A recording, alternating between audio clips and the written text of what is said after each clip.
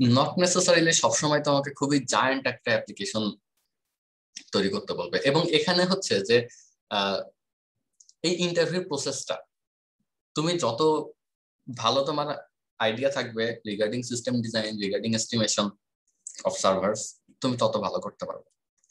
তো এর প্রসিডিউরটা হচ্ছে তোমার যে ইন্টারভিউ থাকবে তার সাথে তোমাকে কন্টিনিউয়াসলি কমিউনিকেট করতে হবে। ইনিশিয়ালি সে তোমাকে বলবে ফর এক্সাম্পল ডিজাইনে টিকটক, ওকে, ডিজাইনে টিকটক, বেসিক্যালি টিকটক রেপ্লিকা আর কি। তো এরপরে তুমি কন্টিনিউয়াসলি আর কি কোশ্চেন করবা, দেন সে মানে to know more about the things that he wants, then তার বেসিসে তুমি আর কি সিস্টেম ডিজাইন করবা। তুমি যাই বলো না কেন, you have to back it up, you have to give some logics যে তুমি যেটা বলছো this is it and this is how a system design interview is conducted. Okay, তো যখন তুমি এরকম একটা ইন্টারভিউ ফেস করবা, বা হচ্ছে এটা ইন্টারভিউ হতে পারে বা এক্সাম কোশ্চেন হতে পারে, যখন তুমি মানে এরকম একটা সিস্টেম ডিজাইন করতে বলা হবে, the first thing you have to think is about the features. Feature বলতে এখন এই ফিচার গুলা কিভাবে, মানে ধরো ফার্স্ট যেটা হচ্ছে what features to add.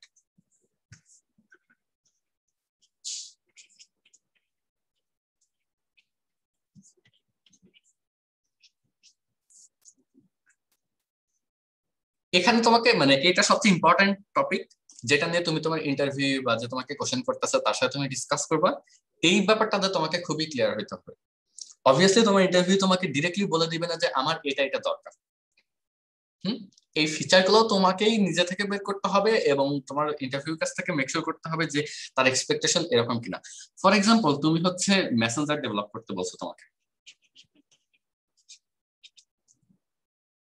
So Messenger develop করতে বলে তোমার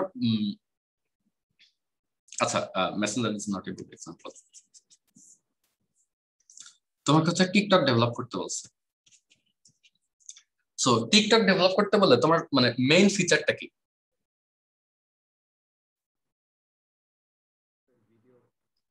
শর্টস ভাই। Exactly, the main feature of TikTok is shorts. For example তোমাকে হচ্ছে 10 সেকেন্ড ভিডিও স্টোর করতে হবে, এটা হচ্ছে তোমার মেইন ফিচার। তো এখন এখানে তুমি কি কি সিকিউরিটি প্রোভাইড করতেছ? Probably the interview doesn't care, যদি তুমি আর কি সেই নেটওয়ার্ক ইঞ্জিনিয়ার বা হচ্ছে নেটওয়ার্ক সিকিউরিটি এই ডোমেইনে কোনো জবের জন্য অ্যাপ্লাই করো, he doesn't care about that. So the main feature is তুমি কিভাবে এই 10 সেকেন্ডের ভিডিও স্টোর করতেছো, কতগুলো ফরম্যাটে স্টোর করতেছো, কিভাবে স্কেল করতেছো, এই জিনিসগুলো। সো তোমাকে ফার্স্টে ফিগার আউট করতে হবে যে তোমাকে যে জিনিসটা ডিজাইন করতে বলা হয়েছে সেখানকার ইম্পর্টেন্ট ফিচার গুলো কি। ওকে, আচ্ছা, এরপরে নেক্সট যে টপিকটা আসে, তো এভাবে তুমি আর কি মানে কিছু মানে কোশ্চেন করবা, যে কোশ্চেন গুলোর উপর বেস করে তুমি আর কি ডিটারমাইন করার চেষ্টা করবা যে ফিচার গুলা কি কি। এই ধরনের ইন্টারভিউতে প্রবাবলি মানে এটা ইন্টারভিউ প্রিপারেশন রিলেটেড ক্লাস হইলেও জিনিসটা আসলে মানে আমি আবার বলতেছি it's completely related to this course. আচ্ছা, এরপরে তুমি যখন এরকম একটা ইন্টারভিউ দিবা তখন আর কি তুমি কখনোই তুমি জানো না এরকম কোনো বাজওয়ার্ড ইউজ করবে না। ফর এক্সাম্পল তুমি কালকে রাতে শিখছো যে হচ্ছে কনসিস্টেন্ট হ্যাশিং কি, মানে 10 মিনিট একটা ভিডিও দেখছো হোয়াট ইজ কনসিস্টেন্ট হ্যাশিং, তুমি আজকে হচ্ছে একদম কনসিস্টেন্ট হ্যাশিং নিয়ে মানে যাই বলে তোমাকে হচ্ছে তোমার ইন্টারভিউয়ার যাই আস্ক করে তুমি সেখানেই কনসিস্টেন্ট হ্যাশিং ঢুকে দাও। মানে দ্যাট ইজ ব্যাড। তুমি যদি এই টপিকটা নিয়ে মানে একটা পার্টিকুলার কোন একটা টপিক নিয়ে যদি খুব ভালো আইডিয়া থাকে তাহলে তুমি সেদিকে আগাবা, না হলে তুমি ওই জিনিসটা স্কিপ করে যাবা। তো এখন যেহেতু এই কনসিস্টেন্ট হ্যাশিং এর কথা উঠলো, মানে আমরা তো কনসিস্টেন্ট হ্যাশিং এর জাস্ট একদম নামটার সাথে পরিচিত হয়েছিলাম, কিন্তু what is the difference between hashing and consistent hashing? আমরা রেগুলার হ্যাশিং এ কি করি? তো দেখো এখন আমরা কনসিস্টেন্ট হ্যাশিং করতেছি।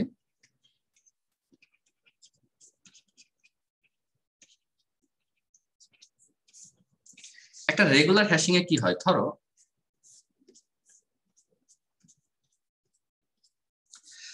তুমি যখন একটা বড় কোনো সিস্টেম ডেভেলপ করবে বা একটা ওয়েব অ্যাপ্লিকেশন ডেভেলপ করবা, কয়েকটা জিনিসের নাম বলো তো যেটা তোমাকে কন্টিনিউয়াসলি হ্যাশ করা লাগতে পারে ফর লোড ব্যালেন্সিং।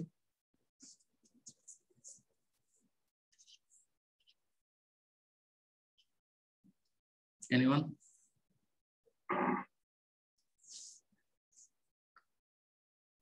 আমরা প্রথম যে কাজটা করি সেটা হচ্ছে একটা গেটওয়ে সার্ভিস ইয়ে করি, যে গেটওয়ে সার্ভিসের কাছে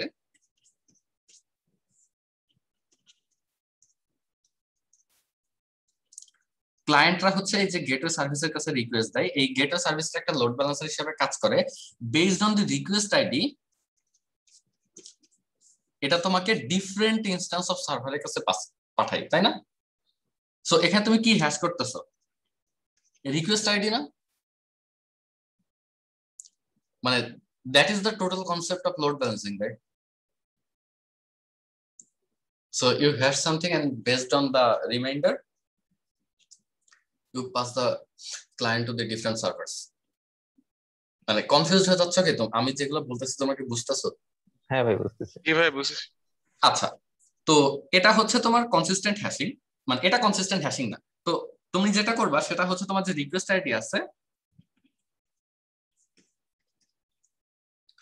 এই রিকোয়েস্ট আইডিটা তুমি হ্যাশ করবা। হ্যাশ হ্যাশ করার পরে তুমি একটা নাম্বার পাবা, ফর এক্সাম্পল একটা হ্যাশ ভ্যালু পাবা। এটাকে যে কোনো একটা নাম্বার এম দিয়ে মড করবা। এম দিয়ে মড করার পরে যে রিমাইন্ডারটা থাকবে সেই রিমাইন্ডারের উপর বেস করে তুমি আর কি একে ডিফারেন্ট সার্ভারে পাঠাবা। মানে not necessarily the number of servers is M, আমি এখানে ধরতেছি the number of servers is N. So based on the hash value তুমি আর কি এটাকে এনটা সার্ভারে ম্যাপ করে ফেলো। ওকে, সো তুমি এটাকে মড করছো এম দিয়ে, দি number of servers is N, based on the hash value তুমি এটাকে ডিফারেন্ট সার্ভারে মড করে ফেলো, মানে ম্যাপ করে ফেলো। তো এইভাবে আর কি এটা হচ্ছে হ্যাশিং। এটা একদম জেনেরিক হ্যাশিং যেটা দিয়ে হচ্ছে তুমি লোড ব্যালেন্সিং করতে পারো। কনসিস্টেন্ট হ্যাশিংটা কি? আমি এখানে একটা অ্যারে চিন্তা করছি না, 0 to m-1। In case of consistent hashing এটাকে একটা রিং হিসাবে চিন্তা করা হয়।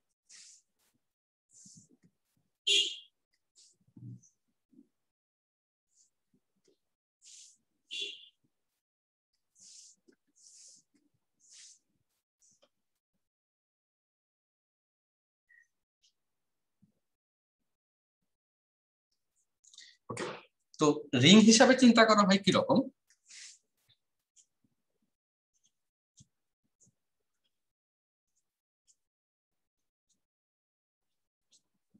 আচ্ছা, তো ওভারঅল তোমার হচ্ছে এই 0 to m-1 এটাকে পুরো একটা সার্কুলার ওয়েতে চিন্তা করা হয়। এখন তোমার হচ্ছে রিকোয়েস্ট আইডি কে তুমি হ্যাশ করতেছো।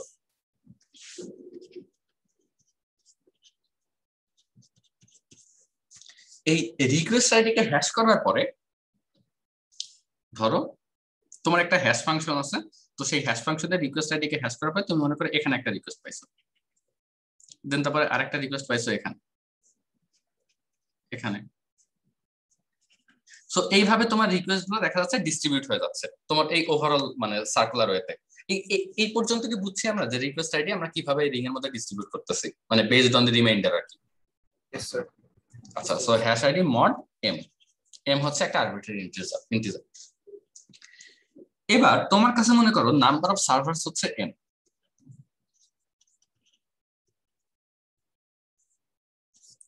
নাম্বার অফ সার্ভার্স হচ্ছে এন। তো মনে করো এই সার্ভার গুলো একটা আছে 0, 1, 2, 3, টোটাল 4টা সার্ভার আছে। তো এটার নাম্বার হচ্ছে 0, 1, 2, 3, বা একটা সার্ভার আইডি আছে। তুমি কি করবা? এই সার্ভার আইডিটাকেও হ্যাশ করবা, দিয়ে একইভাবে এম দিয়ে মড করবা, নট এন। সার্ভার আইডিটাকেও হ্যাশ করবা। তো হ্যাশ করার পরে দেখবা এখন এই 4টা জিনিসকে হ্যাশ করলে তুমি 4টা আরবিট্রারি নাম্বার পাবা না? 4টা কিন্তু কখনোই সিকোয়েন্সিয়াল হবে না। Yes sir. মানে ফর এক্সাম্পল একটার জন্য তুমি 19 পাইতে পারো, আরেকটার জন্য 49 পাইতে পারো, আরেকটার জন্য 63 পাইতে পারো। ফর এক্সাম্পল m is 100, তাই না? It is very possible. মানে ফর এক্সাম্পল m is 100, তো তুমি আর কি এগুলাকে হ্যাশ করে এরকম আরেকটা মনে করো 81, এরকম চারটা ভ্যালু পাই। তো এইগুলাকে যদি আমি এখন এই সার্কেলে ম্যাপ করি,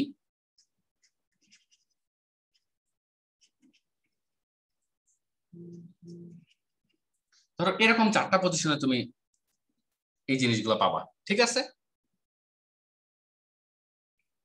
এটা হচ্ছে সার্ভার, মানে এই ইন্টিজার গুলা it refers to the servers,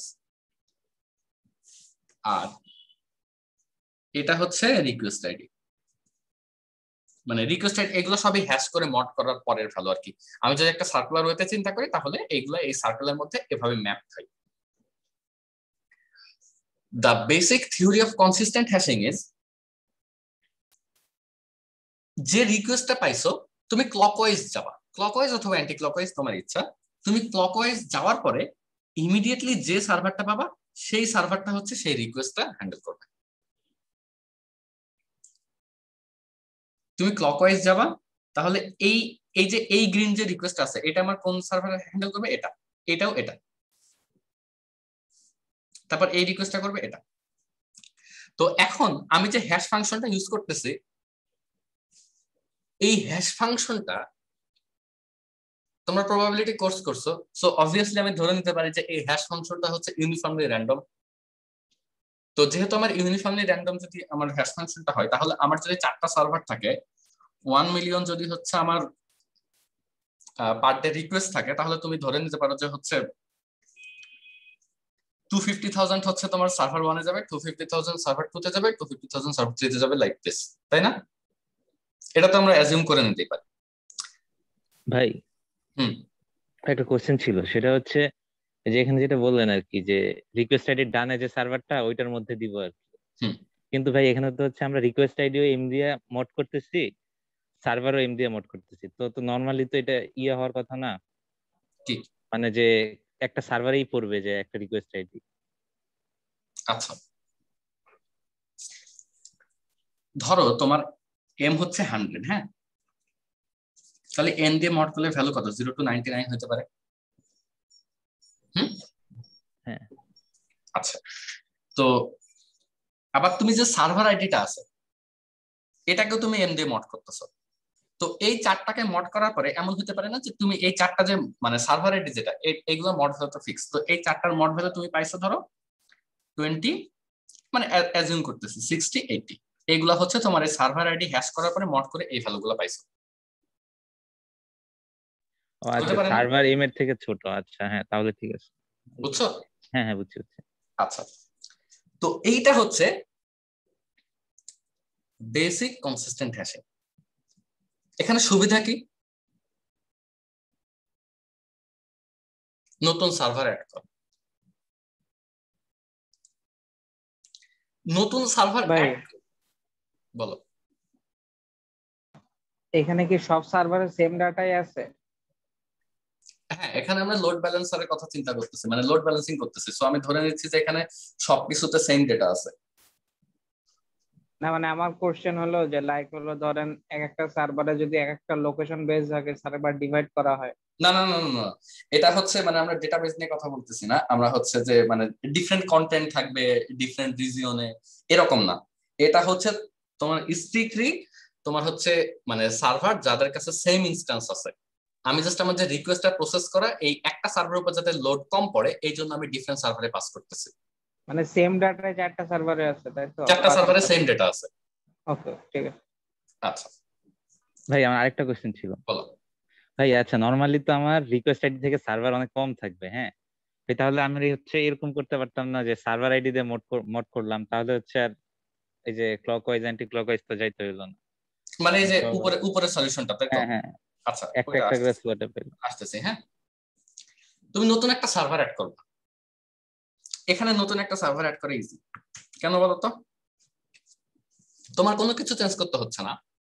এই যে এখানে তোমার ঝামেলাটা কি হচ্ছিল, যে এই এই কেসে যখন তুমি নতুন একটা সার্ভার অ্যাড করতেছিলা, অনেক আগের একটা ক্লাসে যেদিন আমি টিন্ডার পড়াইছিলাম ওই দিন বোঝাইছিলাম যে হচ্ছে তোমার ক্যাশ ডেটা যেগুলো আছে বেশিরভাগই তোমার আনইউজেবল হয়ে যাচ্ছে নতুন একটা সার্ভার অ্যাড করার ফলে। মনে আছে প্রবলেমটা? হ্যাঁ ভাই মনে আছে। হ্যাঁ ভাই। এখন তুমি যদি এখানে নতুন একটা সার্ভার অ্যাড করো, ফর এক্সাম্পল তোমার 5 নাম্বার একটা সার্ভার অ্যাড করলা এবং এটা তুমি মড করলা, এই জিনিসটা তোমার লোকেট হচ্ছে হলো এখানে। তাহলে শুধুমাত্র এর লেফটের রিজিয়ন বাদে, মানে এর লেফটের আগের সার্ভার পর্যন্ত যে রিজিয়ন, এই রিজিয়নটা বাদে বাকি কোনো ক্যাশ ডেটা কি তোমার লস হচ্ছে? না। ক্যাশ ডেটা কি এটা আমরা সবাই জানি। ভাই ক্যাশ ডেটা সার্ভারে আলাদা হয় না?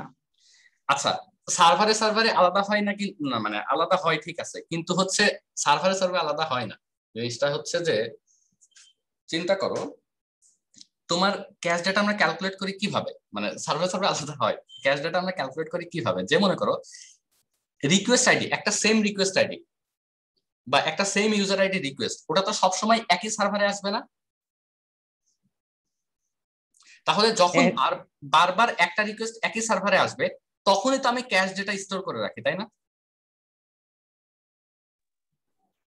সো এখানে যে আমার 4টা না সার্ভার ভাই, আছে, এখানে সেমে আসবে না তো। সাপোজ ধরেন আপনার 1 নাম্বার যে সার্ভারটা, তার লেফটে হলো আমি একটা সার্ভার অ্যাড করলাম, এরপরে আপনি অ্যান্টি ক্লক যান বা ক্লক যান, ওই সেকেন্ড সার্ভারে যাওয়ার আগে তো আর একটা সার্ভার পাওয়া যাবে সে, নতুন অ্যাড করা সার্ভার। না না, আমি যেটা বলতে চাচ্ছি সেটা হচ্ছে তোমার নতুন সার্ভার অ্যাড করার আগে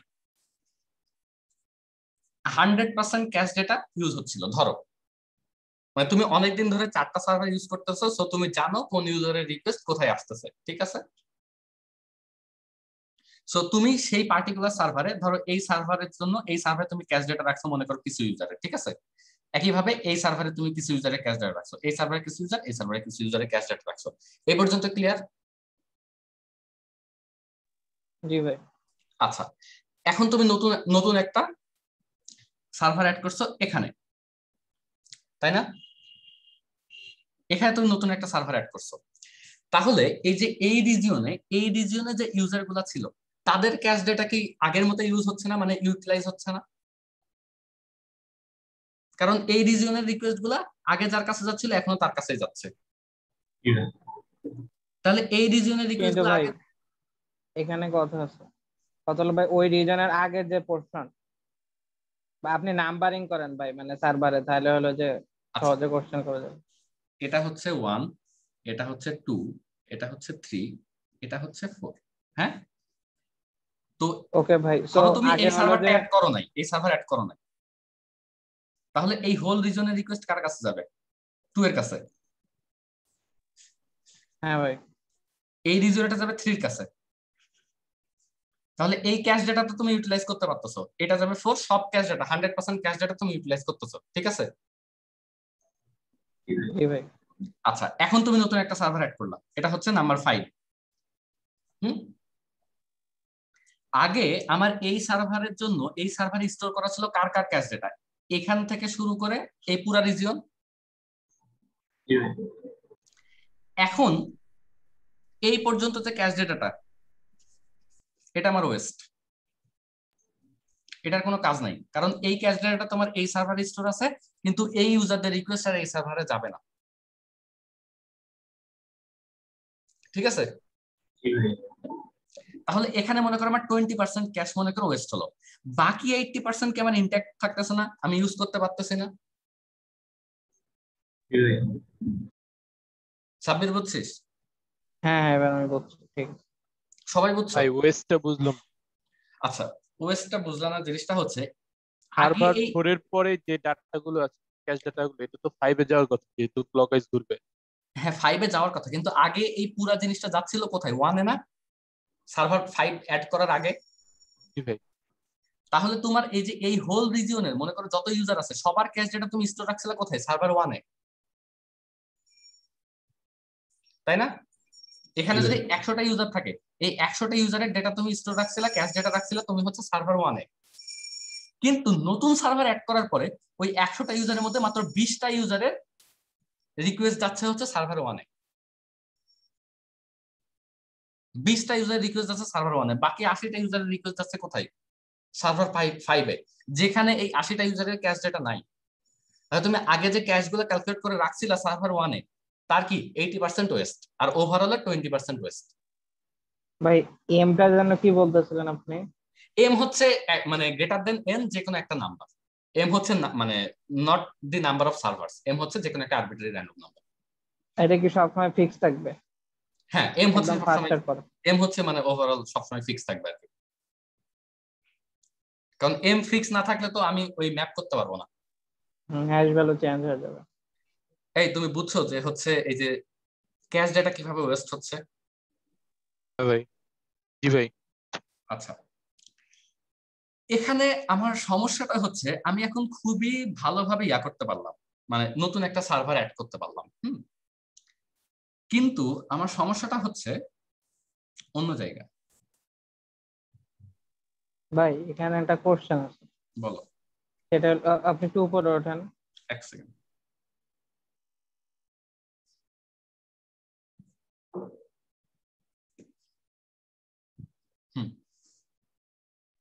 ধরেন আপনি এখানে খুব সুন্দর ভাবে হলো যে মানে 4 আর 1 এর মধ্যে একটা 5 অ্যাড করে দিলেন, ঠিক আছে, কিন্তু এরপরেও যখন সার্ভার অ্যাড করবেন আপনি কতর মধ্যে করবেন?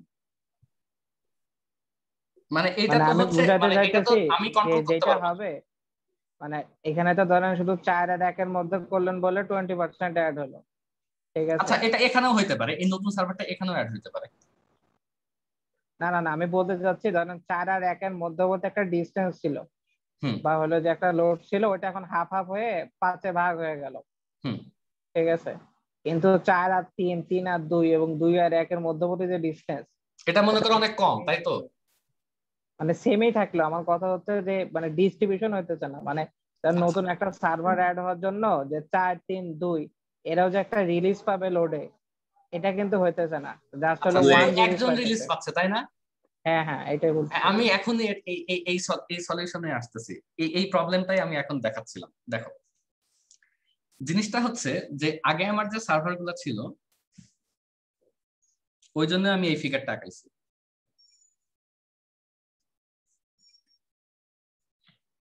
এটা হচ্ছে আমার আগের কন্ডিশন। এখন চিন্তা করো, ও যে প্রবলেমটা বললো সেম সেম প্রবলেম। হ্যাঁ, এখানে আমি নতুন একটা সার্ভার দিলাম, আমার স্ট্রেস কমলো কার? খালি এর, তাই না? ডান পাশের। আবার আমি যদি এটা উল্টা ভাবে চিন্তা করি, আমার সার্ভার ফেল করলো, আমার এই সার্ভারটা ফেল করলো। হ্যাঁ, এই সার্ভারটা যদি ফেল করে তাহলে এই রিকোয়েস্ট গুলো কার কাছে যাবে? এই রিকোয়েস্ট গুলো কার কাছে যাবে? সবগুলা কি এর কাছে যাবে না? আবার এটাও ফেল করলো, তাহলে কি সব জিনিসগুলা কি আমার এই সার্ভারের কাছে যাচ্ছে না? তাহলে আমার যে লোড, যখন আমি একটা নতুন সার্ভার অ্যাড করতেছি বা আমার যখন একটা সার্ভার ফেল করতেছে, তখন আমার যে লোডটা এটা কি ফেয়ারলি ডিস্ট্রিবিউট হচ্ছে? এই এই কনসিস্টেন্ট হ্যাশিং এ মানে এই প্রবলেমটা কি বুঝছি যে হচ্ছে এখন আমার নতুন সার্ভার যখন আমি অ্যাড করব বা একটা সার্ভার যখন আমি রিমুভ করে দিব, তখন হচ্ছে আমার লোডটা ফেয়ারলি ডিস্ট্রিবিউট হচ্ছে না। ঠিক আছে না? এই পয়েন্টটা কি বুঝছি? আচ্ছা, তো এইটাই সাবজেক্টের কোশ্চেন ছিল না? হ্যাঁ ভাই। আগে আমি হ্যাশ ফাংশন ইউজ করছি কয়টা? একটা হ্যাশ ফাংশন ইউজ করছি।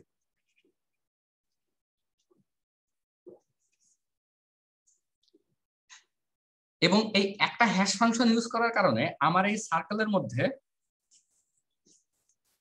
প্রত্যেকটা সার্ভারের একটা ইনস্ট্যান্স ক্রিয়েট হয়েছে, যে আমার এর আগে যতগুলো রিকোয়েস্ট সব এক জায়গায় যাবে। এখন আমি কেটা হ্যাশ ফাংশন ইউজ করব?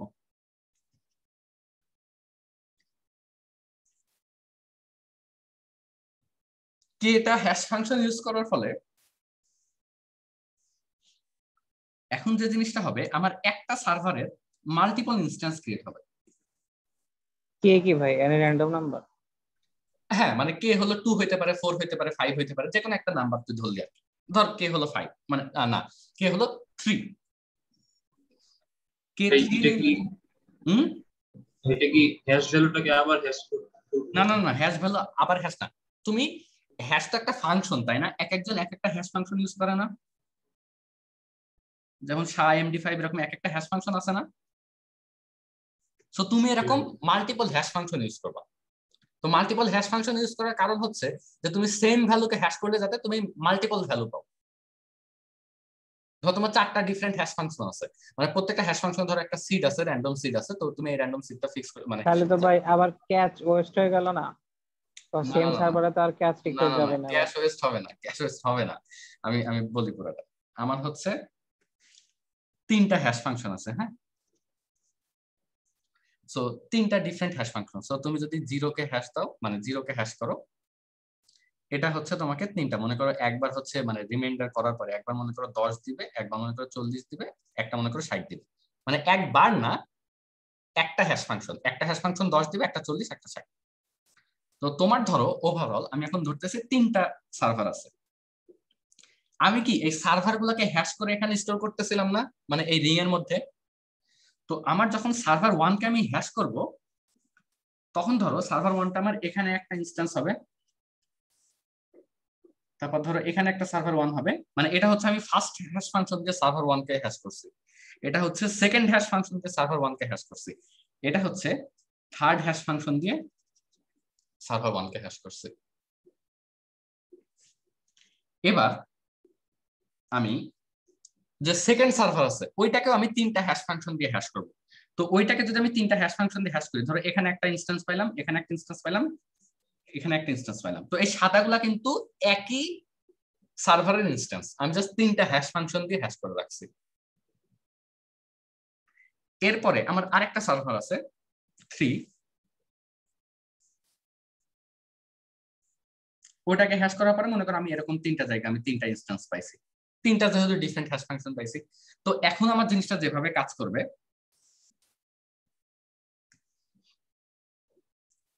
এই রিজিয়নে যে লোড ওটা যাবে এর কাছে, আবার এই রিজনের লোডটাও যাবে সার্ভার 1 এর কাছে, এগুলা গ্রিন গুলো সব সার্ভার 1, আবার এই রিজনের লোড গুলো যাবে সার্ভার 1 এর কাছে। ঠিক আছে? মানে আমার এখানে একটা জিনিস ভুল হয়েছে, মানে আমি মানে জিনিসটা তো র্যান্ডম, তো আমি আর কি জিনিসগুলো সিকোয়েন্সিয়ালি বসাইছি, যে হচ্ছে সব সময় গ্রিনের পরে আর কি হোয়াইট আসছে, মানে সার্ভার 1 এর পরে সার্ভার 2 আসছে, বাট ইন রিয়ালিটি মানে this will not be the case আর কি। মানে এখানে আমার ধরো এইটাকে যদি আমি গ্রিন করে দিই আর এইটাকে ধরো আমি হোয়াইট করে দিলাম, ঠিক আছে?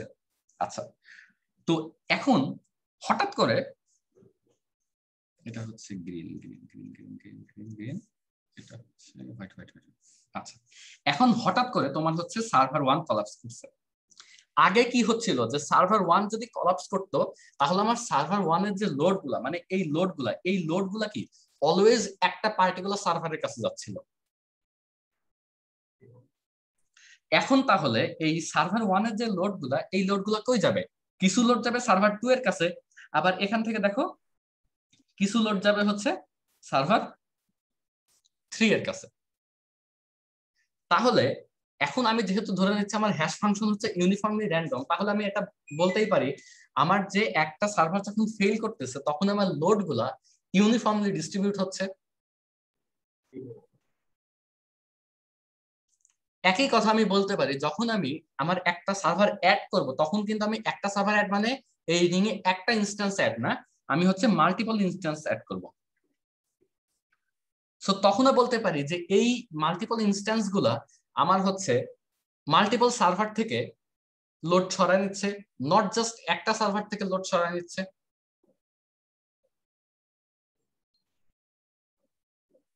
এই তাই এখানে যদি কোলিশন হয়, মানে সেই ভ্যালু দেয় যদি ইনস্ট্রাকশন গুলো আবু সার্ভারের মানে দুইটা পজিশন সেম ভ্যালু দেয়, কোলিশন মানে দুইটা হ্যাশ ভ্যালু যদি সেম দেয়, কিন্তু আলাদা সার্ভারের।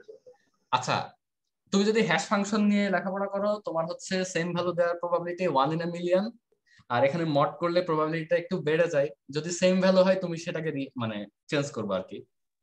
ভাই মানে এত ছোট নাম্বারে মডের ক্ষেত্রে তো প্রবাবিলিটি বেড়ে যায়।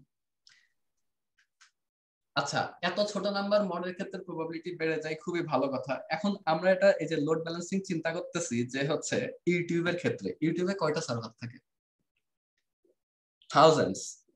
সো যখন আমি থাউজেন্ড সার্ভার মড করব, আর এখানে তো সমস্যা নেই, এত ছোট নাম্বার মড করলে সমস্যাটা কি? আমি এখানে মড করতেছি এম দিয়ে, তুমি এম কে যত বড় ইচ্ছা তত বড় ধরো না কেন, সমস্যাটা কোথায়?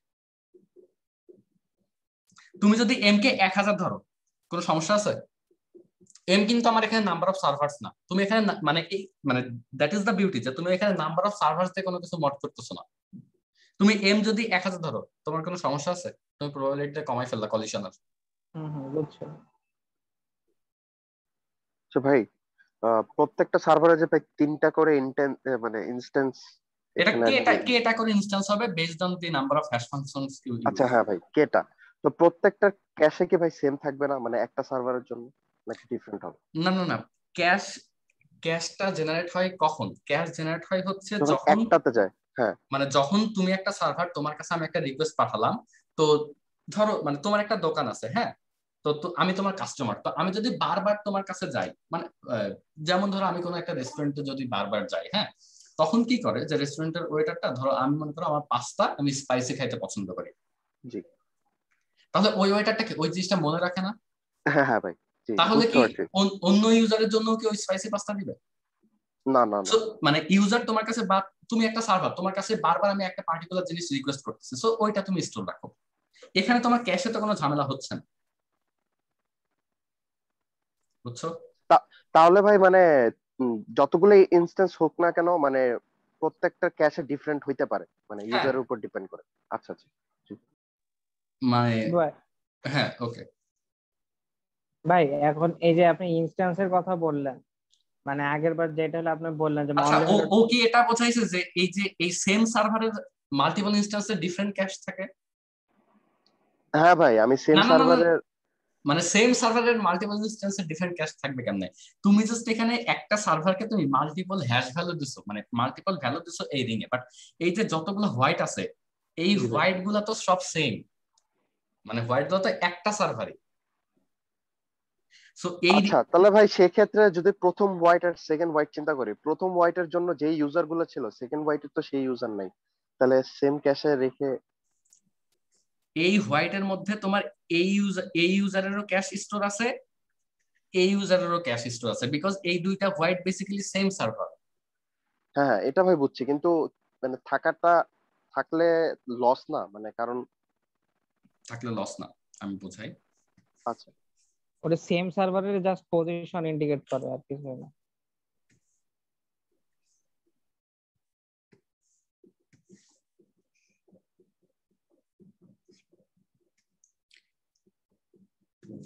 আগে তুমি কি করতেছিলা? এখানে হোয়াইট ছিল, এখানে গ্রিন ছিল, এখানে মানে এখানে এরকম না? তাহলে তুমি এই হোল রিজিয়ন হোয়াইট একা কনজিউম করতেছিল না? জি ভাই। তাহলে এই হোল রিজিয়ন অফ ইউজার্স এর ক্যাশ কি হোয়াইট স্টোর ছিল? জি ভাই। হ্যাঁ। এখন তুমি এই রিজিয়নটাকে তুমি তিনটা জায়গা থেকে নিচ্ছ আর কি। এই রিজিয়নে ক্যাশ স্টোর করতেছো, এই রিজিয়নে ক্যাশ স্টোর করতেছো, এই রিজিয়নে ক্যাশ স্টোর করতেছো। সার্ভার কিন্তু একটাই, দুইটা সেম সিনারিও, তুমি জাস্ট ডিফারেন্ট পোর্শনের ক্যাশ স্টোর করতেছো, এবং এই ডিফারেন্ট পোর্শনের প্রতিটা রিকোয়েস্টই কিন্তু তোমার হোয়াইটের কাছেই আসতেছে। হ্যাঁ ভাই, এটাও বুঝছি, কিন্তু মানে আমি যে জায়গাটা কনফিউজ সেটা হচ্ছে যে ভাই প্রথম হোয়াইটে যে ইনস্ট্যান্সটা, এর আগে যে রিজিয়নটা, মানে যেখানে তো ইউজার গুলো আছে এটা এটা সেই। হ্যাঁ ভাই, হ্যাঁ, এটার উপরেরটা একটু নাম্বার দিলে ভাই ভালো হতো। এটা মানে। হলো ওয়ান রিজিয়ন, মানে আচ্ছা। এটা এটা আর এটা হলো টু ধরো, হ্যাঁ, এই হ্যাঁ হ্যাঁ হ্যাঁ। এটাও হোয়াইটের কাছে যাচ্ছে। আচ্ছা ভাই, তাহলে হচ্ছে ওয়ান এর আগে যে ইউজার গুলা আর টু এর আগে যে ইউজার গুলা, দুইটা কি ভাই ডিফারেন্ট না?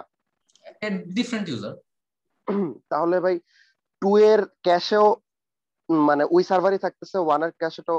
আচ্ছা হ্যাঁ ভাই, এখন বুঝছি এখন বুঝছি। এখন ঠিক আছে, মানে একটু কনফিউজ হয়ে গেছে এখন। আচ্ছা, দিস ইজ কনসিস্টেন্ট হ্যাশিং, বাকিটা সবাই বুঝছো? ভাই বল। ভাই আপনি হলো আগে যেটা বলতেছিলেন যে অনলি 20% ক্যাচ হলো আপনার ওয়েস্ট হচ্ছে হুম নতুন সার্ভার অ্যাড করার জন্য। হুম এখন ভাই আপনি যদি ধরেন 3টা ইনস্ট্যান্স ক্রিয়েট করেন, হুম। তাহলে 3টা পজিশনে আপনার লেফটে যা আছে সেগুলোর ক্যাচ ওয়েস্টেজ হলো না? তাহলে এটার পরিমাণ কি বাড়ে গেল না এখন 20% থেকে, নাকি সেম থাকবে? না, পরিমাণ বাড়ে না। কিভাবে বাড়বে বল? এখন যে 3টা ইনস্ট্যান্স ক্রিয়েট করতেছিস, আগে এখানে একটা সার্ভার বসাইলে এই বড় একটা রিজিয়ন বাদ হয়ে যাচ্ছিল ক্যাশ থেকে। এখন যদি এখানে একটা সার্ভার বসাস, এখানে একটা ছোট রিজিয়ন বাদ হচ্ছে, এখানে একটা ছোট রিজিয়ন বাদ হচ্ছে, এখানে একটা ছোট রিজিয়ন বাদ হচ্ছে। সো বড় স্কেলে চিন্তা করলে এই 3টা রিজিয়নের কিউমুলেটিভ সাম এই বড় রিজিয়নের সমান হবে। আচ্ছা, ইউনিফর্ম হ্যাশিং হলো আর মানে the whole idea depends on probability. You have to make sure that your hash function is uniformly random. Otherwise this thing will not work. Like 20% of waste বুঝলি? এইভাবে করলেও কি 20% ওয়েস্ট হবে? হ্যাঁ 20%, মানে মোর অর লেস 20% ওয়েস্ট হবে আর কি। জিনিসটা তো র্যান্ডম, এটা 22 হইতে পারে, 18 হইতে পারে। সো নেক্সট সার্ভার ইউজ করলে আবার তোমার এটা ইয়া হয়ে যাবে, but in the long run it will be uniform. বুঝতে পারছো? আচ্ছা, মানে এই ক্যাশ, হ্যাঁ বলো। ক্যাশ ওয়েস্টটা সেম থাকতেছে, বাট জিনিসটা ডিস্ট্রিবিউট হয়ে যাচ্ছে বিভিন্ন সার্ভারের মধ্যে। আগে যেমন লোডটা হচ্ছে একজনের উপর পড়ে যেত যদি একটা সার্ভার ফেল করতো, আবার হচ্ছে যে নতুন একটা সার্ভার অ্যাড করলে সুবিধা একজন পাইতো, এখন ওই জিনিসটা আর কি আমরা রিকভার করলাম। তো তাহলে বলতে পারি যে এখানে একটা সার্ভারে 3টা ভার্চুয়াল আইডি টাইপ আছে। এক্স্যাক্টলি, মানে that is the word I was looking for, মানে ভার্চুয়াল ইনস্ট্যান্স আর কি। মানে এখানে আমরা একটা সার্ভারের ভার্চুয়াল ইনস্ট্যান্স ক্রিয়েট করতেছি অনেকগুলা। আমি আজকে ক্লাসে অনেক কিছু পড়াইতে চাইছিলাম, কনসিস্টেন্ট হ্যাশিং এ 45 মিনিট চলে গেছে। আচ্ছা, মানে জিনিসটা হচ্ছে এই টপিকটাকে খুব বেশি কঠিন না, আমি আসলে সোজা করে বোঝাইতে পারি নাই। না ভাই, সবাই হয়তো বুঝছে, আরো মানে ক্লিয়ার হইলো। আচ্ছা যাই হোক, ওকে ভাই মানুষ যত বুঝবে তত কোশ্চেন করবে, এটাই স্বাভাবিক। আচ্ছা, তাহলে এটা হচ্ছে consistent hashing. The idea behind consistent hashing is brilliant, ঠিক আছে? এন্ড এই কারণে আসলে কম্পিটিটিভ প্রোগ্রামিং দরকার। তুমি খুব ভালো developer, but for optimization you have to depend on competitive programmers. আচ্ছা, এবার আমরা আবার ইয়াতে ফিরে আসি। তো ফার্স্ট ডিসিশন হচ্ছে, এরপরে তুমি ফিচারগুলো শিওর হয়ে নিলা, দেন তারপরে তোমাকে যে জিনিসটা শিওর হইতে হবে সেটা হচ্ছে তুমি মাইক্রো সার্ভিস ডিজাইন করবে না মনোলিথ। এই দুটা নিয়ে তোমরা খুব ভালো জানো, আমি এটা নিয়ে খুব বেশি কথা বলবো না। তবে একটা জিনিস শুধু বলি যে তুমি কখন মনে করো একটা তোমার যে কারেন্ট সিস্টেমটা আছে এটা হচ্ছে একটা মাইক্রো সার্ভিস, তুমি মানে এটা একটা মনোলিথ, তুমি মনোলিথ থেকে মাইক্রো সার্ভিসে শিফট করবা। And this is a very big decision. তুমি এই ডিসিশনটা কখন নেবে? যখন তোমার নাম্বার অফ রিকোয়েস্ট অনেক বেশি আসবে, তখন তুমি মনোলিথ থেকে মাইক্রো সার্ভিসে শিফট করবা না, তখন তুমি সিম্পলি লোড ব্যালেন্স করে দিতে পারো। একমাত্র তখনই তুমি মনোলিথ থেকে মাইক্রো সার্ভিসে শিফট করবা যখন তোমার নাম্বার অফ সফটওয়্যার ইঞ্জিনিয়ার্স বা অ্যাভেলেবল ইঞ্জিনিয়ার্স তোমার হচ্ছে অনেক বেশি হয় এবং তারা ডিফারেন্ট সার্ভিসে কাজ করতে কমফোর্টেবল ফিল করে। তোমার হাতে সফটওয়্যার ইঞ্জিনিয়ার নাই, বুঝলাম তোমার অনেক রিকোয়েস্ট আসতেছে, তখন তুমি মাইক্রো সার্ভিস করতে লাভ নাই। মানে একটা সার্ভিসের জন্য যতগুলো লোক দরকার অতগুলো লোক ডিস্ট্রিবিউট করার মতো লোক তোমার হাতে নাই। সো তখন তুমি হচ্ছে মাইক্রো সার্ভিসে শিফট করবে না। তোমার ইন্টারভিউয়ের কাছ থেকে এটা তোমাকে শিওর হয়ে নিতে হবে যে হচ্ছে অ্যাভেলেবল ইঞ্জিনিয়ার্স কেমন অ্যামাউন্টে আছে, তারপর হচ্ছে তোমার নাম্বার অফ রিকোয়েস্ট কেমন অ্যামাউন্টে বাড়তেছে, এই জিনিসগুলো। দ্য নেক্সট থিং ইজ, তোমার একটা এক্সিস্টিং সিস্টেম আছে। ফর এক্সাম্পল, একটা এক্সিস্টিং সিস্টেমে মনে করো একটা প্রোফাইল, এটা একটা মনোলিথ, নিউজফিড আর হচ্ছে ওয়ান টু ওয়ান মেসেজিং, এটা হচ্ছে তোমার একটা অ্যাপ্লিকেশন। এই এক্সিস্টিং সিস্টেমটা আছে। অ্যাজ এ সিস্টেম ডিজাইনার তুমি কি করবা? তুমি কি ফার্স্টেই এই জিনিসটাকে ভেঙে তুমি হচ্ছে মাইক্রো সার্ভিসে কনভার্ট করে ফেলবা, তিনটা আলাদা আলাদা profile, newsfeed, one to one? That might not be the best scenario আর কি। তুমি যেটা করবা সেটা হচ্ছে, তোমার নতুন একটা রিকোয়ারমেন্ট আসলো মেইল সার্ভিস, তুমি এই মেইলটাকে আলাদা একটা মাইক্রো সার্ভিস হিসাবে স্টোর করতে পারো। তারপরে আরেকটা আসলো অ্যানালিটিক্স, এটাকে তুমি একটা মাইক্রো সার্ভিস হিসেবে স্টোর করতে পারো। তুমি শুরুতেই যদি এটাকে মাইক্রো সার্ভিসের জন্য তুমি মানে ভেঙে ফেলো, তাহলে দেখা গেল যে তোমার হচ্ছে দুইটা জিনিস। এটা তোমার একটা খুব পপুলার একটা ওয়েবসাইট হইতে পারে, তো এই ওয়েবসাইটের 1 মিনিট ডাউন টাইমও হচ্ছে তোমার একটা হিউজ লস। এটা যখন আমরা ইউটিউব এস্টিমেশন করবো তখন বুঝতে পারবো 1 মিনিট ডাউন টাইম হচ্ছে হিউজ লস। সো এই কারণে তোমার এই যে যদি কোনো কিছু ব্রেক করে for converting from monolith to microservice, এটা তো একটা মানে বিজনেস টিমের জন্য একটা ডিভাস্টেটিং জিনিস হবে। তো এই কারণে তুমি আর কি তোমার আপকামিং যে মানে রিকোয়ারমেন্টস গুলো আসতেছে ওইগুলাকে তুমি একটা একটা মাইক্রোসার্ভিস হিসেবে ইমপ্লিমেন্ট করতে পারো। দেন পরে তোমার যখন এনাফ অ্যামাউন্ট অফ ইঞ্জিনিয়ার্স হবে তুমি বাকিগুলোকে ভাঙতে পারো বা নাও ভাঙতে পারো, দ্যাটস আপ টু ইউ। আচ্ছা, সো এটা হচ্ছে মাইক্রোসার্ভিস ভার্সেস মনোলিথ। এবং এই তোমার যে মাইক্রোসার্ভিস গুলো ক্রিয়েট করতেছো এইগুলো তো বেসিক্যালি এপিআই। তো যখনই তুমি একটা এপিআই ডিফাইন করবা, এই এপিআই গুলার একটা কন্ট্রাক্ট থাকে। এই এপিআই গুলার প্রত্যেকটা এপিআই এর প্রত্যেকটা মাইক্রোসার্ভিসের একটা কন্ট্রাক্ট থাকে। এই কন্ট্রাক্টের মধ্যে ডেফিনেশন লেখা থাকে যে অন্য যে সার্ভিস গুলো আছে, যেমন ধরো যে এই ওভারঅল মনোলিথটা এই মেইল সার্ভিসকে কিভাবে ইউজ করবে, কি ফাংশন কল করবে, তারপর হচ্ছে কি প্যারামিটার পাঠাইতে হবে, তারপর অ্যানালিটিক্স এই মাইক্রোসার্ভিসকে কিভাবে ইউজ করবে, এই সব জিনিস হচ্ছে তোমার কন্ট্রাক্টে লেখা থাকে। You have to make sure যে তোমার সফটওয়্যার ইঞ্জিনিয়ার্স এই কন্ট্রাক্ট গুলা রেগুলারলি আপডেট করে। ফর এক্সাম্পল, তোমার গেট প্রোফাইল ইনফরমেশন একটা ফাংশন যেটা হচ্ছে তোমার এই মেইল আইডি প্রোভাইড করে। তো এখানে তোমার আগে যে প্রোফাইল আইডি ছিল সেটা ইন্টিজার নিতা, এখন কারেন্ট চেঞ্জে এটা হচ্ছে স্ট্রিং নিচ্ছে। বাট তোমার এই জিনিসটা এই মনে করো এই মনোলিথ সার্ভিসটা জানে না। সো ও তখন যে রিকোয়েস্ট গুলো পাঠাবে ওই রিকোয়েস্ট গুলো ফেল হবে। তো এই কারণে you have to make sure that you are updating your contracts regularly. আচ্ছা, এইটা কি ডকুমেন্টেশন? হ্যাঁ, মানে কন্ট্রাক্ট ইজ বেসিক্যালি ডকুমেন্টেশন আর কি। এগুলোকে এপিআই কন্ট্রাক্টস বলে, একটা ফ্যান্সি নেম জাস্ট আর কি। আচ্ছা, এরপরে তোমাকে যে জিনিসটা কনসিডার করতে হবে for designing a system, availability.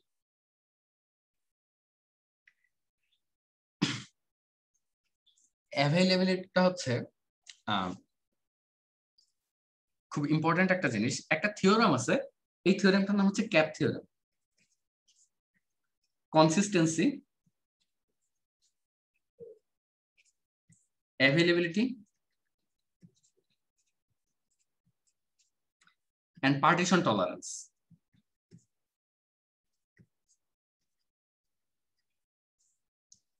তুমি বাজারে একটা ফোন কিনতে গেছো, এই ফোনটা চিপ, ফাস্ট, গুড, এই তিনটা কখনো একসাথে হইতে পারবে না। তোমার একটা সিস্টেম একই সাথে কনসিস্টেন্ট, অ্যাভেলেবল এবং পার্টিশন টলারেন্ট একসাথে হইতে পারবে না। এইটা ম্যাক্সিমাম যে কোনো দুইটা হইতে পারবে, ইদার তোমার সিএ অথবা এপি অথবা সিপি। যেমন হচ্ছে কনসিস্টেন্সি আর অ্যাভেলেবিলিটি দেয় বাট পার্টিশন টলারেন্ট দেয় না, এরকম। ফোনের ইয়াতে আসি, একটা ফোন যদি চিপ হয় আর ফাস্ট হয় কিন্তু সেটা ভালো হতে পারবে না, মানে ডিউরেবল বা লাইক শাওমি। একটা ফোন যদি ফাস্ট আর গুড হয় এটা চিপ হইতে পারবে না, লাইক আইফোন। একটা ফোন যদি চিপ আর গুড হয় এটা ফাস্ট হইতে পারবে না, like low and Samsung devices. Consistency বলতে বোঝাচ্ছি যে একটা ইউজার যখন রিকোয়েস্ট করতেছে সে সবচেয়ে আপডেটেড রাইটটা পাচ্ছে।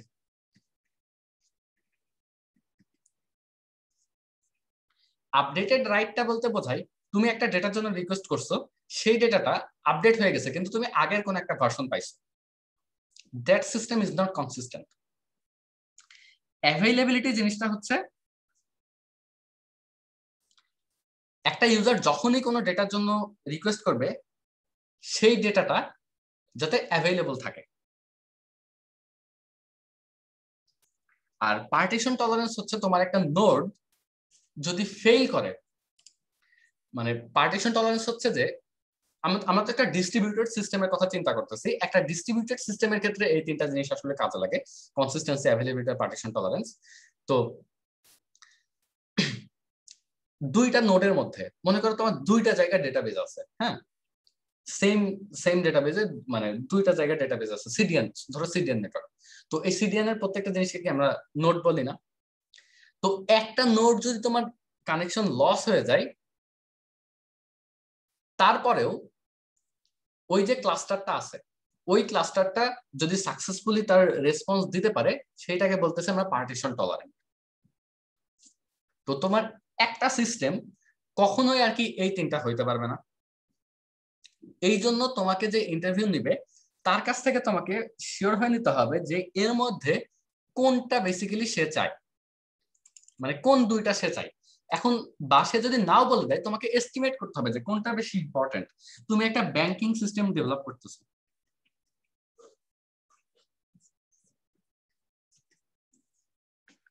এক্ষেত্রে তোমার কনসিস্টেন্সি খুব বেশি ইম্পর্টেন্ট,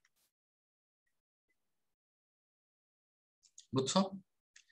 আবার ধরো তুমি ইনস্টাগ্রাম মানে ডেভেলপ করতেছো, ওকে, ইনস্টাগ্রামের হচ্ছে বা ধরো তুমি টুইচ ডেভেলপ করতেছো। টুইচের ক্ষেত্রেও কনসিস্টেন্সি ইম্পর্টেন্ট, কারণ হচ্ছে তুমি একটা লাইভ গেম দেখতেছো, তুমি 10 মিনিট আগে বা 5 মিনিট আগে কোনো ইনস্ট্যান্স দেখতে চাও না, তুমি হচ্ছে সেটা যাতে তোমার কাছে রেডিলি ব্রডকাস্ট হয় সেটা তুমি মেক শিওর করতে চাও। ফেসবুকে তুমি যদি একদম কারেন্ট নিউজ মানে ইনফরমেশন তুমি নিউজ ফিডে দেখতে না পাও, okay, that's bad but not too bad. মানে তোমার টলারেন্স টাইম ধরো 1 মিনিট হইতেই পারে, 1 মিনিট পর মানে আগে পিছনে তুমি ডেটা পাইতেই পারো, that's considerable. But in case of banking system আর টুইচ, তোমার হচ্ছে যে কনসিস্টেন্সি, অ্যাভেলেবিলিটি, এই জিনিসগুলো খুব ইম্পর্টেন্ট। সো তোমার যে ইন্টারভিউ তার কাছ থেকে তোমাকে মেক শিওর হতে হবে যে তার রিকোয়ারমেন্টস গুলো কি কি, বা যে সিস্টেমটা বলছে সেই সিস্টেমের উপর বেস করে তোমাকে মেক শিওর করতে হবে যে রিকোয়ারমেন্টস গুলো কি কি। লেটেন্সি পারফরমেন্স, এইটা তোমার ডিপেন্ড করে হচ্ছে মানে এই জিনিসটার উপর ডিপেন্ড করে, লেটেন্সি বা পারফরমেন্স এই জিনিসটার উপর ডিপেন্ড করে যে তুমি হচ্ছে ডিস্ট্রিবিউটেড সিস্টেম মানে ডিস্ট্রিবিউটেড ক্লাস্টারে যাবা কিনা, মানে সিডিএন ইমপ্লিমেন্ট করবা কিনা। তুমি কন্টেন্টের জন্য সিডিএন ইমপ্লিমেন্ট করলা, তারপরে হচ্ছে তোমার যে মানে কোর সার্ভার, সেই সার্ভার গুলোকেও তুমি রিজিওনালি স্কেল আপ করবা কিনা, কোর সার্ভারের জন্য তুমি রিজিওনালি স্কেল আপ করবা কিনা। তো এটা একটা কোশ্চেন। ধরো একটা জিনিস কি, আমি একটা এক্সাম্পল দেই, সিঙ্গেল পয়েন্ট অফ ফেইলিয়ার বা SPOF একটা খুব ইম্পর্টেন্ট কোশ্চেন করবে যখন তুমি ইন্টারভিউ দিবা, যে এই সিঙ্গেল পয়েন্ট অফ ফেইলিয়ার তুমি কিভাবে আর কি রিমুভ করতে পারো, কি কি ওয়েতে তুমি আর কি রিমুভ করতে পারো। ঠিক আছে? আচ্ছা, জিনিসটা হচ্ছে এটা হচ্ছে তোমার একটা সার্ভার, এটা হচ্ছে ক্লায়েন্ট এবং এটা হচ্ছে ডেটাবেস।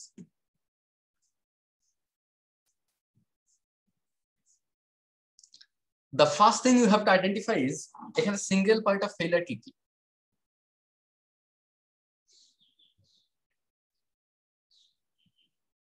কি কি?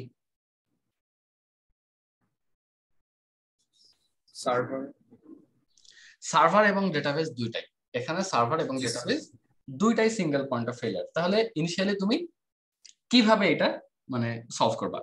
The first thing, load balancing.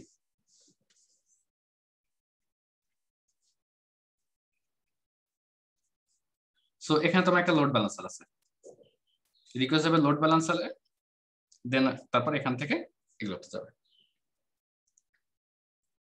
এটা হচ্ছে তাহলে আমার ফার্স্ট জিনিসটা কি, মোর সার্ভার্স।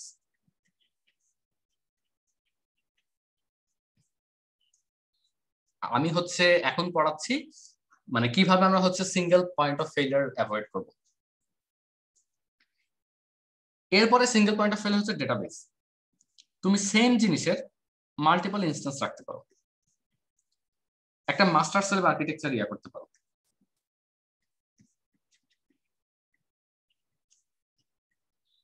মাস্টার স্লেভ বলতে এখানে যে কন্টেন্ট আছে এই ডেটাবেজেও সেম কন্টেন্ট আছে, বাট ফর এক্সাম্পল এই ডেটাবেজে হচ্ছে রাইট ইয়া নাই, রাইট অ্যাক্সেস নাই, এই ডেটাবেজে তুমি রাইট করতে পারবা না, জাস্ট রিড করতে পারবা। সো এটাকে আমরা একটা মাস্টার স্লেভ আর্কিটেকচার বলতেছি। সো তুমি তোমার কন্টেন্টে যদি তুমি এরকম একটা মাস্টার স্লেভ আর্কিটেকচার ফলো করতে পারো, সেম ইনস্ট্যান্স তুমি মাল্টিপল জায়গায় স্টোর করে রাখছো, দেন এভাবে হচ্ছে তোমার ডেটাবেসটা তাহলে সিঙ্গেল পয়েন্ট অফ ফেইলিয়ার থেকে আর কি মানে রিমুভ হইলো। এখন এটা হচ্ছে তোমার ওভারঅল সিস্টেম। এই ওভারঅল সিস্টেমে এখন তোমার সিঙ্গেল পয়েন্ট অফ ফেইলিয়ার কি? একটা সেকেন্ড কি? Load balancer. এখন তোমার সিঙ্গেল পয়েন্ট অফ ফেইলিয়ার হচ্ছে লোড ব্যালেন্সার। তাহলে তুমি কি করবা? মাল্টিপল লোড ব্যালেন্সার স্টোর করবা, দেন হচ্ছে তোমার একটা ডিএনএস সার্ভিস থাকবে, সেই ডিএনএস সার্ভিস থেকে আচ্ছা ওকে, মাল্টিপল লোড ব্যালেন্সার স্টোর করা, তাহলে এখন আর কি তোমার হচ্ছে এটা হচ্ছে একটা সিস্টেম। এরপরেও এখন তোমার মানে সিঙ্গেল পয়েন্ট অফ ফেলিয়ারটা কি, পুরো সিস্টেমটা, এই পুরো সিস্টেমটা কি তোমার একটা সিঙ্গেল পয়েন্ট অফ ফেলিয়ার না? সো এখন তুমি যেটা করতে পারো, এই পুরো সিস্টেমটা তুমি হচ্ছে মাল্টিপল রিজিয়ন স্টোর করতে পারো, এবং মাল্টিপল রিজন স্টোর করার পরে তুমি হচ্ছে ডিএনএস দিবা, ডিএনএস সার্ভার দিয়ে তোমার হচ্ছে based on your IP address এটা হচ্ছে তোমার এক একটা রিজনে তোমার রিকোয়েস্টটা রাউট করবে। বোঝা গেছে? তাহলে তোমার তিনটা স্টেপ, তুমি হচ্ছে ফার্স্টে মোড সার্ভার অ্যাড করবা, দেন ডেটাবেজে হচ্ছে তুমি মাস্টার স্লেভ আর্কিটেকচার ফলো করতে পারো, তারপর হচ্ছে তোমার হোল সিস্টেমটা যখন তোমার সিঙ্গেল পয়েন্ট অফ ফেলিয়ার হয়ে যাবে, তুমি তোমার হোল সিস্টেমটাকে মাল্টিপল রিজনে স্টোর করে রাখবা। বুঝছো? সো তোমার একটা সার্ভার ফেল করার প্রবাবিলিটি যদি পি হয়, তাহলে তোমার দুইটা সার্ভার, যখন তুমি দুইটা সার্ভার ইমপ্লিমেন্ট করবে তখন দুইটা সার্ভার ফেল করার প্রবাবিলিটি কি পি স্কয়ার, এটা অনেক কম। তিনটা পি কিউব, এটা খুবই কম। ঠিক আছে? সো এইভাবে তুমি বেসিক্যালি তোমার ফেলিয়ার প্রবাবিলিটি কমায় আনতে পারো। নেটফ্লিক্সের একটা জিনিস আছে, সেটা হচ্ছে ভাই এটা শুধু তো ফেইলার না, তার ইউজার এক্সপেরিয়েন্সও ভালো, রিকোয়েস্ট টাইম কমাবে। হ্যাঁ, ওকে, মানে মাল্টিপল সার্ভার যে হচ্ছে রিকোয়েস্ট টাইম কমাবে, ওটা তো আমরা আগে দেখে আসলাম লোড ব্যালেন্সিং এর ক্ষেত্রে। ইভেন রিজিওন আর কি, মানে হ্যাঁ, রিজিয়ন হচ্ছে ওই যে ইয়াতে, রিজিয়নের ক্ষেত্রে যে ওই যে ল্যাটেন্সিটা কমাবে, রিজিয়নের ক্ষেত্রে যে ল্যাটেন্সিটা কমাবে ওটা আমরা সিডিএন এর ক্ষেত্রে দেখছিলাম। আর এটা হচ্ছে তুমি তোমার হোল সিস্টেমটাই তুমি মাল্টিপল রিজিয়নে স্টোর করতে পারো। আচ্ছা, এই পুরা জিনিসগুলা ডিপেন্ড করতেছে যে তোমাকে যেটা ডেভেলপ করতে বলা হয়েছে বা যে যে ফিচার বলা হয়েছে তারা কি চাই। বেসিক্যালি তোমার single point of failure remove করার একটাই উপায় কি, তুমি যত টাকা ঢালবা তোমার মানে ফেলিয়ার প্রবাবিলিটি তত কমবে, মানে as simple as that. The more money you can put in, your system will be more robust. Simple. তো নেটফ্লিক্স এর একটা জিনিস আছে, সেটার নাম হচ্ছে ক্যারোস মানকি। এই ক্যারোস মানকি সিস্টেমটা কি করে, র্যান্ডমলি এর এক একটা সার্ভার বা ডেটাবেস এ হচ্ছে স্টপ করে দেয়। এটা করে হচ্ছে production environment,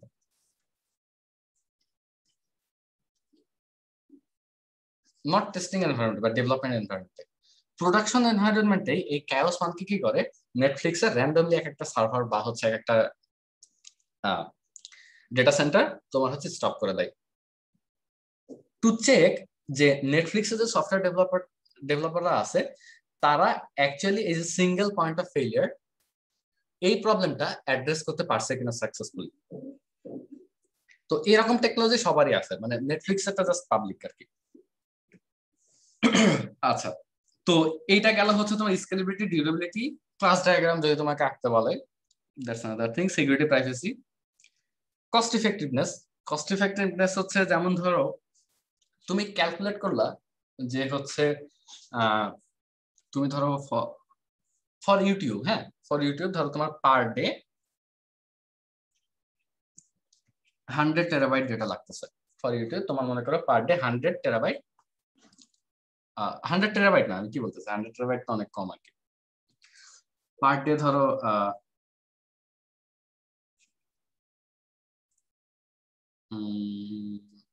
10 petabyte, per day ধরো 10 পেটাবাইট ডেটা লাগতেছে আর কি। 10 পেটাবাইট একটু বেশি, আচ্ছা না বেশি না, মানে ঠিকই আছে আর কি। ঠিক আছে, তো এখন এক বছরে তাহলে কত ডেটা লাগে? সো এরকম যদি আমি হিসাব করতে থাকি, দেখা যাচ্ছে যে আমি যদি অ্যামাজন S3 স্টোরেজ ইউজ করি, এইটার যে আমার ইয়ারলি বিলিং আসবে সেটা ধরো আমার 1 বিলিয়ন হয়ে যাচ্ছে। এই ক্ষেত্রে it's better for me to develop my own CDN, তাই না? কোন সিস্টেমটা তোমার জন্য কস্ট ইফেক্টিভ হবে? আবার ধরো তুমি হচ্ছে মানে একদম সিম্পল একটা অ্যাপ্লিকেশন ইউজ করতেছো, মানে লাইক উবার, যেখানে তোমার ইমেজ এরকম কোনো ডেটা স্টোর করা লাগতেছে না। Do you need your own CDN? না। ওন ডেটা সেন্টার না। সো এই জিনিসটা কি তোমাকে, এইটাই হচ্ছে তোমাকে কস্ট ইফেক্টিভনেস যখন তোমাকে আমি বলবো যে হচ্ছে ডেমনস্ট্রেট করো, তখন তুমি এই লজিকগুলো দিবা যে হচ্ছে আমি third party storage system use করব, না হচ্ছে সিডিএন ইউজ করব, না মাল্টিপল রিজিয়নে আমার শুধু কন্টেন্ট গুলো রাখতেই হচ্ছে, না আমার হোল সার্ভার মাল্টিপল রিজিয়নে রাখাটা ইফেক্টিভ। এইগুলার বেসিসে তুমি হচ্ছে তোমার লজিক দাঁড় করাবা। বোঝা গেছে? আচ্ছা, তো এই জিনিসগুলা হচ্ছে আমরা খেয়াল রাখবো ফর ডিজাইনিং এ সিস্টেম। আমি আরো কিছু টপিক পড়াইতে চাইছিলাম, বাট সেই টপিকটা শুরু করলে আমি হচ্ছে আজকে শেষ করতে পারবো না, তো ওই জন্য আমি ওটা স্কিপ করতেছি আর কি। ওকে, এবার এমনি অন্য একটা জিনিস নিয়ে কথা বলি। For example, you are designing a TikTok. টিকটকে ধরো তোমার অনেকগুলো সার্ভিস থাকে। ধরো তোমার মেইন একটা সার্ভিস হচ্ছে you have to store videos. You have to store videos 10-second shorts আর কি। So আবার you have to store user data.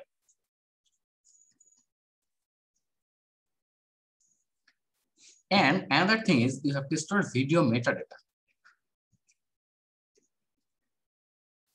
এই ভিডিওর মেটাডাটার উপরে মধ্যে কি থাকতে পারে? ফরম্যাট থাকতে পারে, ইউজার আইডি থাকতে পারে, এরকম অনেক ইনফরমেশন থাকতে পারে।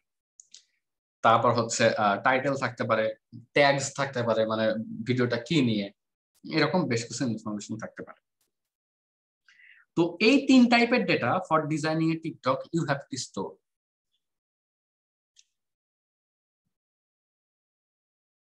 এখন ফার্স্টে বলো, এই যে তোমার যে millions of videos per day, এই ভিডিওগুলো স্টোর করার জন্য what type of storage you will use?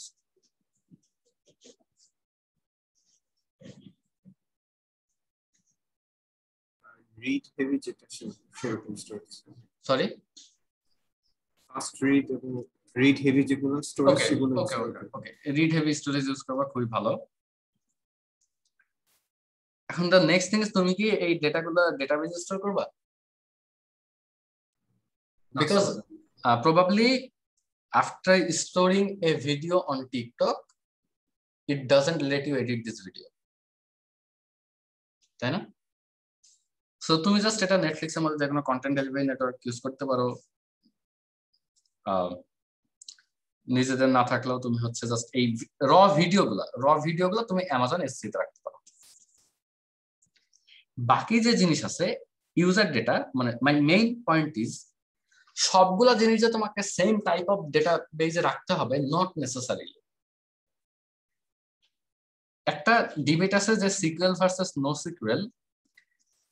এমন না যে তুমি হচ্ছে তোমার সিস্টেমে, মানে ভিডিও নিয়ে তো কোনো কথা নাই, এটা হচ্ছে আমি জাস্ট অ্যামাজন এসসিতে ডাম্প করে দেবো, আমার ওটা নিয়ে যায় আসে না, ওর মধ্যে কি থাকতেছে না থাকতেছে, আমি ভিডিওটা প্রসেস করবো, ওখানে ফেলে দেবো। এই বাকি পুরা সিস্টেমটা যে তোমাকে ইদার সিকুয়েলে যাইতে হবে বা ইদার নো সিকুয়েলে যাইতে হবে, there is no hard and fast rule. User related যে ডেটাগুলো আছে, ধরো যে প্রোফাইল ইনফরমেশন, তারপর follower information, I don't know টিকটকের ফলোয়ারকে কি বলে, বা ভিউজ ইনফরমেশন, এই ইনফরমেশন গুলা, আচ্ছা ভিউ প্রবাবলি তোমার হচ্ছে ভিডিও মেটাডাটার মধ্যে যাবে আর কি। তো একটা ইউজারের ফলোয়ার বা ইউজারের কিউমুলেটিভ ভিউ আর কি, এই ইনফরমেশন গুলা এটা তুমি মাল্টিপল টেবিলে স্টোর করতে পারো। এবং this is better if you store this in a relational database, because এখানে রিকোয়ারমেন্ট চেঞ্জ হওয়ার প্রবাবিলিটি অনেক কম। মানে তুমি চাইলেই এই জিনিসগুলোকে সিকুয়েলে স্টোর করতে পারো, এবং তুমি এইটার পিছে বেশ ভালো আকারে লজিক দেখাইতে পারো যে হচ্ছে হোয়াই সিকুয়েলে স্টোর করা এটা বেটার। আবার কেউ নো সিকুয়েলে লজিক দেখাতে পারলে কোনো সমস্যা নেই। মানে the whole thing is regarding তুমি কিভাবে এটা ব্যাকআপ দিতে পারছো, তুমি মানে পারতেছো যে ক্লেমটা তুমি করতেছো। তো এই ইউজার ইনফরমেশন গুলোকে তুমি সিকুয়েলে রাখলাম। In case of video data, video meta data, এখন ধরো তুমি MP4 ফরম্যাটে ডেটাগুলো স্টোর রাখতেছো বা অন্য একটা ফরম্যাটে, ইন ফিউচার এমন একটা ফরম্যাট আসলো যেখানে তোমার অন্য আরো কিছু ফিল্ড অ্যাডিশনালি স্টোর করতে হচ্ছে, মানে রিগার্ডিং দ্যাট ফরম্যাট আর কি। সো ভিডিও মেটা ডেটার ক্ষেত্রে যে ফিল্ড গুলো আছে, এই ফিল্ড গুলা তোমার হচ্ছে চেঞ্জ হইতে পারে ইন ফিউচার। সো এই জন্য তুমি ভিডিও মেটা ডেটার ক্ষেত্রে তুমি যে কোনো একটা কি ভ্যালু ডেটাবেস ইউজ করতে পারো, NoSQL ডেটাবেস ইউজ করতে পারো, যেখানে হচ্ছে যেটা কি ভ্যালু পেয়ার আকারে স্টোর করে রাখে। ওকে, তো আমি যেটা বোঝাইতে চাচ্ছি যে হচ্ছে যখন তোমাকে আমি একটা সিস্টেম ডিজাইন করতে বলবো, তুমি যদি লজিক দেখাতে পারো, বলতে পারো যে আমি সবকিছুর জন্য NoSQL ইউজ করতে পারবো, কিন্তু তুমি যদি এটা বলতে পারো, মানে তোমার যদি আরো একটা বেটার সলিউশনে যাইতে পারো by combining both SQL and NoSQL, it's better to give that logic. বুঝছো?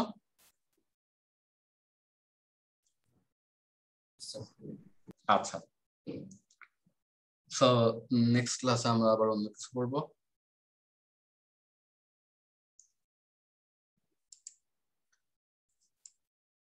আচ্ছা, এখন অ্যাটেন্ডেন্স নেই, কারো কোনো কোশ্চেন আছে?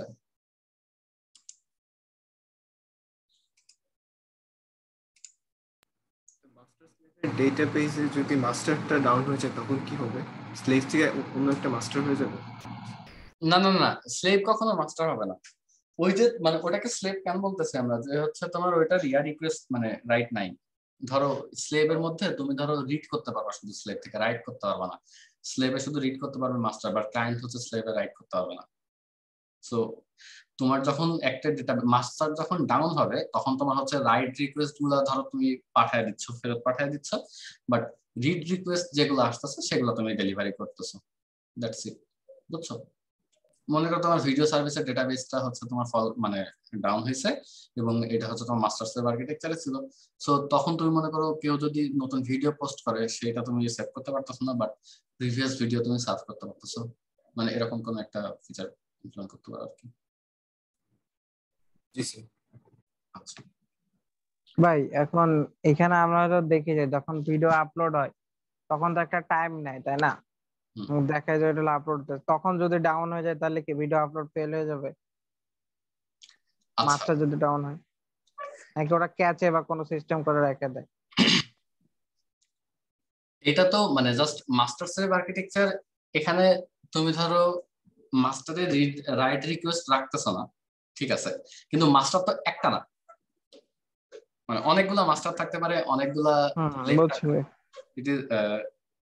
বড় যে জিনিসটা হচ্ছে যে বড় যে টেক জায়ান্ট গুলো আছে, ইউটিউব বা গুগল, এদের আসলে এই সাবমিট যে এটা বললো, এটা basically single point of failure একটা কেস। এদের সিঙ্গেল পয়েন্ট অফ ফেলিয়ার হওয়ার প্রবাবিলিটি খুবই কম। কিন্তু ধরো বাংলাদেশে কোনো একটি স্টার্টআপ এরকম একটা সার্ভিস, ইউটিউবের মতো একটা সার্ভিস চালু করছে, ওখানে ধরো তুমি আমি ভিডিও আপলোড দিতে গেলে দিস ইজ ভেরি পসিবল যে হচ্ছে ওদের মাস্টার ডাউন হয়েছে, ভিডিও আপলোড ফেল হবে। মানে এটা হইতেই পারে। এটা হচ্ছে মানে ইন রিয়েল সিনারিও এটা হয় না because YouTube has that amount of money. Okay, মানে জাস্ট একটা স্ট্যাটিস্টিক্স, পার ডে ইউটিউবে কত ঘন্টার ভিডিও আপলোড হইতে পারে? Any guess?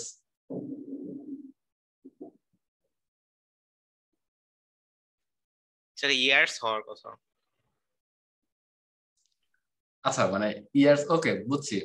মানে পার ডে ইউটিউবে তোমার approximately 720,000 hours of video upload হয়। That's probably 600 hours per minute or more. বুঝছো? মানে পার মিনিটে তোমার 600 আওয়ার্স অফ ভিডিও আপলোড হচ্ছে, and you have to process that amount of video in 1 minute.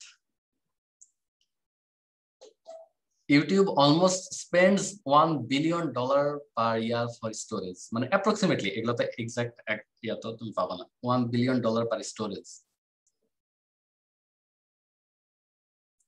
So okay, মানে these things are interesting, but এই স্কেলের কিছু ডেভেলপ করা খুব ডিফিকাল্ট। এরকম টেক জায়ান্ট ওয়ার্ল্ডে আছে এই জন্য মাত্র 5-6টা।